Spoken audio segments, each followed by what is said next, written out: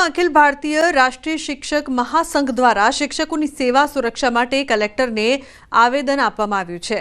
Supreme કોર્ટના ચુકાદા અનુસાર તમામ સેવારત શિક્ષકો માટે ટેટ પરીક્ષા ફરજિયાત કરાઈ છે, જેના વિરોધમાં સંગઠન તરફથી માંગણી કરવામાં આવી છે કે 2010 પહેલા સેવા ધરાવતા શિક્ષકો માટે ટેટ ફરજિયાત કરવી તે યોગ્ય નથી। શૈક્ષિક મહાસંઘે આ નિર્ણય પર પુનઃવિચારણા કરવા માંગણી કરી છે, કારણ કે આ ચુકાદાથી 20 લાખ જેટલા શિક્ષકોની રોજગારી અને સુરક્ષા પર જોખમ ઊભું થયું છે। ટેટ પાસ પરીક્ષાવાળા ઉમેદવારોને જ નિયુક્તિ આપી છે, બીજા કોઈ ઉમેદવારોને નિયુક્તિ આપી નથી। પરંતુ અત્યારે હાલ જે પ્રશ્ન ઉપસ્થિત થયો છે એ 2010 પહેલા જેની ભરતી થઈ હતી, જે પણ ધારાધોરણ જે પણ લાયકાત પ્રમાણે સરકારે જે તે વખતે ભરતી કરેલી હતી એ ભરતી યથાવત રહેવી જોઈએ, એમને કોઈ પરીક્ષા આપવી ન જોઈએ।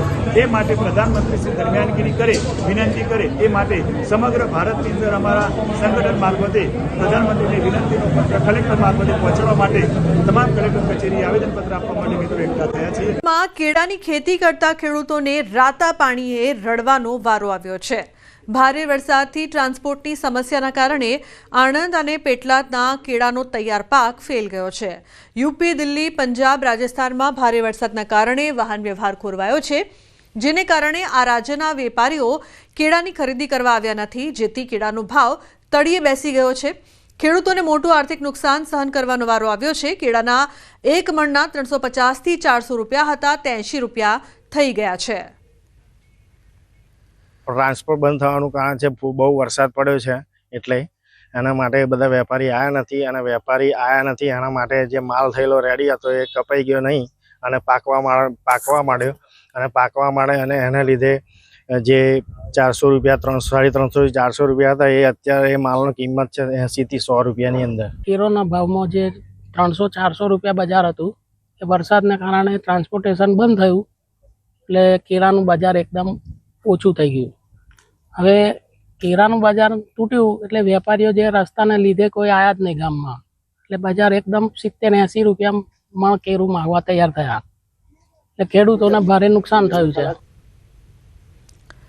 તો કેળાની ખેતી કરતા ખેડૂતોને મોટું આર્થિક નુકસાન છે તે થઈ રહ્યું છે। ટ્રાન્સપોર્ટની સમસ્યાના કારણે તૈયાર પાક ફેલ।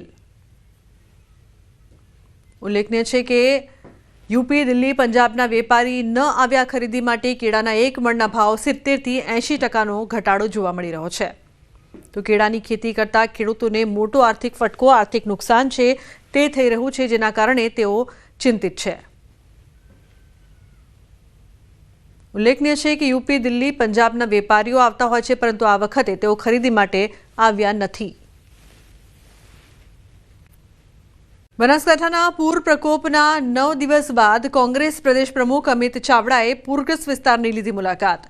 સુઈગામના ભરડવા, મોરીખા સહિતના ગામોની મુલાકાત લીધી।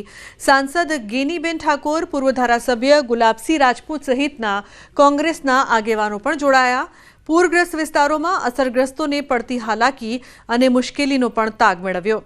અનેક વિસ્તારોમાં હજુ પણ જળબંબાકારની સ્થિતિ જોવા મળી રહી છે।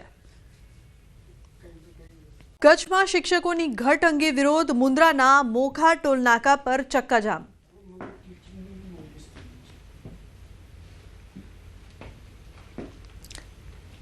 તો આશાપુરા ચેરિટેબલ ટ્રસ્ટ દ્વારા દેખાવ કરવામાં આવ્યા છે। ઉલ્લેખનીય છે કે ચક્કાજામના કારણે વાહનોની કતાર લાગી છે, ટ્રાફિક જામ સર્જાયો છે। તો પોલીસે 50 જેટલા દેખાવકારોની અટકાયત કરી। શિક્ષકોની ઘટ અંગે વિરોધ કરવામાં આવી રહ્યો છે।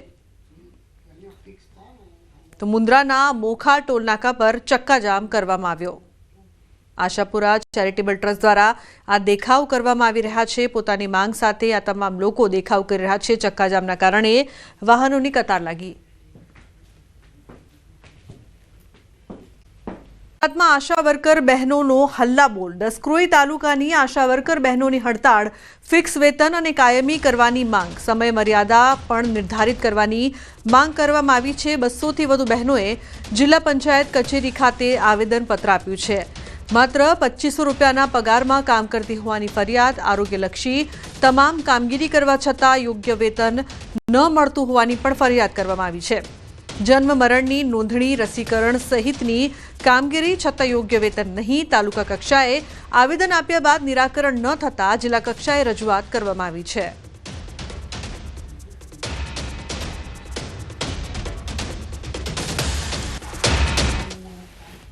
અમે છેલ્લા 17 વર્ષથી આશા વર્કરનું કામ કરીએ છીએ. ફક્ત 2 થી 2.5 પગાર લઈને અમે અત્યાર સુધી કામ કર્યું છે. અમારા ફિક્સ વેતન જોઈએ અને અમને કાયમી કરો. બસ આ જ અમારી માગણી. આરોગ્યની તમામ કામગીરી અમને આશા વર્કરમાં સોંપવામાં આવે છે અને એટલું વેતન મળતું પણ નથી. અમને 2500 રૂપિયા મળે, એમાં 2500 રૂપિયામાં સવાર 9 વાગ્યાથી 5 વાગ્યા સુધી બેસાડે છે.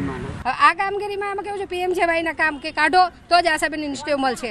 ટીબીની કામગીરી બધું પત્તા હવે છેલ્લે એવું આવ્યું છે કે હવે ઈએનસી પીએનસીની વિઝિટ એમના પિયરમાં જઈને કરવાની. આ ઈએનસી પીએનસીમાં અમારે પીએનસી વિઝિટ અમને 250 રૂપિયા મળે. હવે એમાં અમે ભાડા ભરીને જઈએ તો અમારે ઘરની અંદર ઉમેરવાના થાય.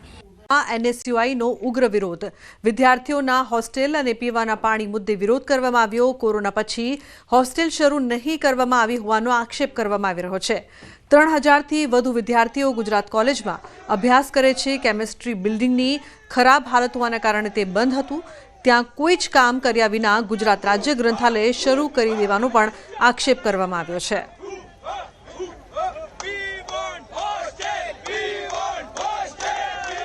સમાચારમાં આગળ વાત અરવલ્લીની મોડાસામાં સબરપુરના સ્થાનિકોનો વિરોધ. ગ્રામ પંચાયતનો પાલિકામાં સમાવેશનો વિરોધ. મોટી સંખ્યામાં સ્થાનિકો વિરોધમાં જોડાયા છે. પોલીસ અને સ્થાનિકો વચ્ચે ઘર્ષણ પણ થયું છે. ડીવાયએસપી સહિતનો કાફલો તૈનાત કરાયો છે. ગ્રામજનોએ કલેક્ટરને મળીને રજૂઆત કરી છે. 24 કલાકમાં નિર્ણય લેવા ગ્રામજનોનું અલ્ટિમેટમ છે.